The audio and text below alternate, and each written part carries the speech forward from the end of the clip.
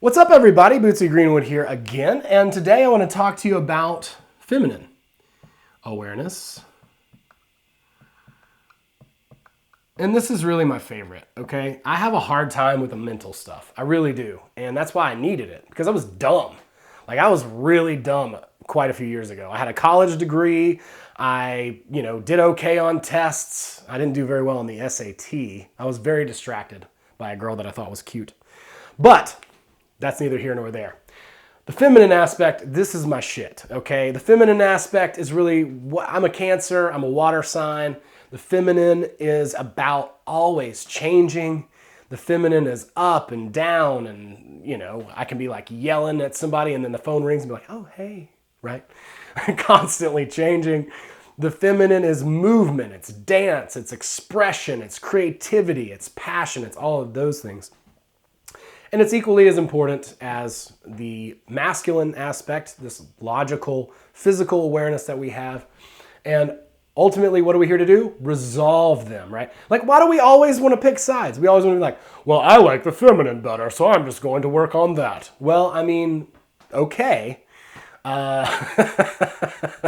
If you don't want to put yourself as a human being in a place where you can actually have flow, do the thing that you're most passionate about with, and do it well with an engaged mind, then go ahead and pick a side. I just am science. I don't buy this.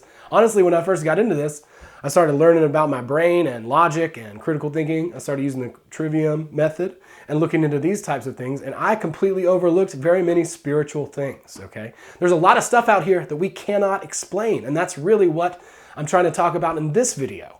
The stuff that we can't explain, the essence that we are.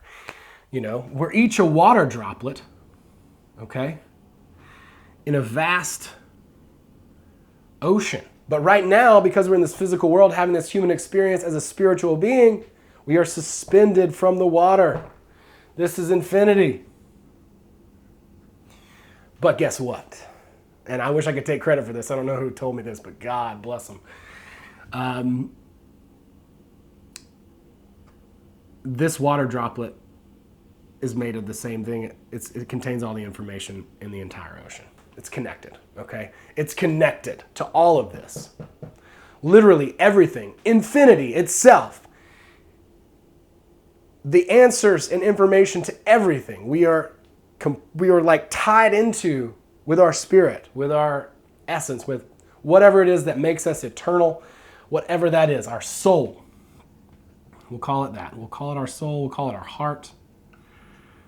And this is what we want to develop. We want to understand that there is a binary voice inside of us, okay?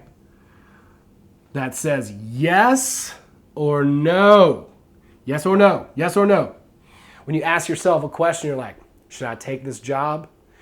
And you're hesitant, that means no. Okay, maybe is usually no.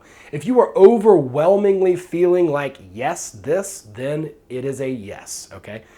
Like I said in the first video, Vadim Zeland talks about the rustle of the morning stars, okay? I think that is just the most beautiful way. Because what we want to do is we want to use our ability to look inside of ourselves, okay? When we walk in to the... When the Greeks walked into the temple there, the Oracle of Delphi, right? There was, I think it was Athena statue. I might be wrong about this, but it doesn't matter, okay? And it's, I mean, it does. But it said Timit Noske on the thing, okay? And that means know thyself, okay? All right, and that wasn't in any language that they didn't understand. It was in their language. It's as if you walk into the Free Will Baptist Church and there's a statue of, I don't know, the most famous Free Will Baptist of all time, Colonel Sanders. And it says underneath, Timit Noske. I mean, know thyself, okay? Know thyself. That's what it says underneath it.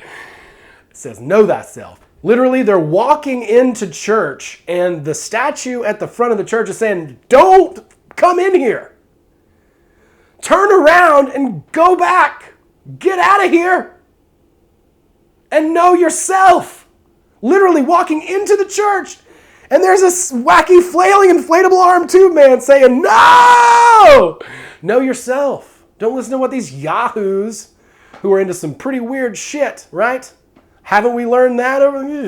Anyway. Know thyself, Timot Noske. The church, literally, you're walking in there and it's telling you to turn around. Couldn't be any more blatant than that. And really what we want to know, of course we want to understand our mind, but really what it's all about is understanding our heart with our mind, okay? And so our heart should really lead the way. Our heart is like this tuning fork. That's like you get over here and it vibrates and you're like, oh yeah, that feels good. I know that's right. Right? And so your mind can make those decisions. Now our mind often talks us out of things that our heart wants because we've been brainwashed a lot in society. We've been socially conditioned in society that we can't have this because of that. And we can't do this because of this or whatever. Tons and tons of justifications. And just like the stuff that I learned in college, most of them were not accurate when I came out, okay? We're trying to build a worldview here where both our minds and hearts line up and we can be our most authentic selves. That's the key. Once you get to that point, well, you're not a consumer anymore. Now you're a creator. Now you're ready to give your gift, right? So understanding the feminine, understanding this, I don't think it can ever be understood. The feminine water, this river is deep, okay? It goes on. And that's why we want to be careful not to pick sides and go just completely into the feminine, because we'll get completely lost and just submerged in an ocean current that will take us somewhere that maybe isn't the right place for our mind. We need to take our mind and understand our heart. So ways to do this, obviously meditation, going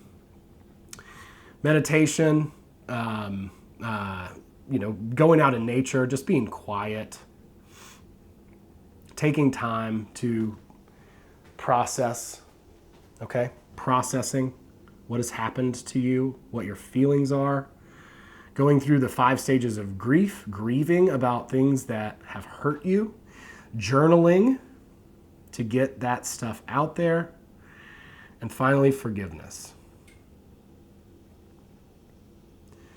When we learn to forgive, the whole world opens up.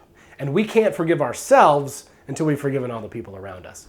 Because if we still blame the people around us, then we're now a victim, okay? That means that it's their fault. They did this to us.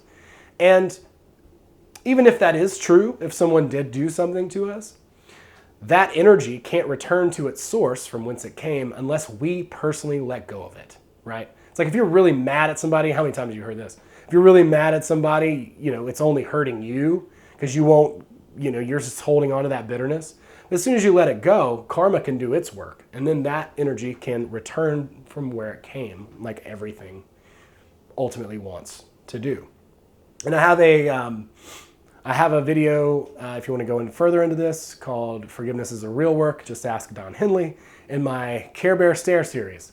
And I also have some release exercises that I'll get to in this series. I also have those on my Patreon as well. Those are there for you. But just remember, you are an infinite water drop, okay? And your goal here is to know thyself to you so you can be yourself. And once you put your heart and mind together in line, you will exude charm. It doesn't matter if as long as you are yourself, it doesn't matter how weird your shape is, okay? If you're like me, you got like a weird shape, dude, it's okay. Just roll with it. Embrace the things about you that are different than everybody else, and that will put you in a position to be way more successful, way more charming, way more, have more fun, more independent, and you'll also attract people to you who genuinely appreciate who you actually are, instead of putting on a front to try to be like everybody else so that they respect you. Which the irony of that is, and I've done that a bunch, the irony of that is you try to appease these people and they just respect you less because you have no fundamental foundation. You don't know what you stand for. You don't stand for anything at that point. And when they say you'll fall for anything, but they don't respect you. They'll respect some TikToker who's doing their own thing, even though it's stupid and against the principles of what they all say they like in life or what they want to all be like. And they'll say, well, so-and-so is the greatest, you know, just because they stand for their own principles, even if those principles aren't congruent with their principles. Okay, so that is a little bit about the feminine aspect. I want to talk about our Constitution, our credo, and get back to self-ownership in the next video. Folks, check me out on patreon.com/BootsyGreenwood. Try to put out a podcast every single week on Patreon. And I do have another podcast. I'm kind of in the middle of doing some other things right now. I've been very, very busy. So thank you for your patience. I really greatly appreciate it, folks. And I hope to be getting some new content out very soon. Check me out on gumroad.com/BootsyGreenwood. Thank you so much for watching this video. Have a great day.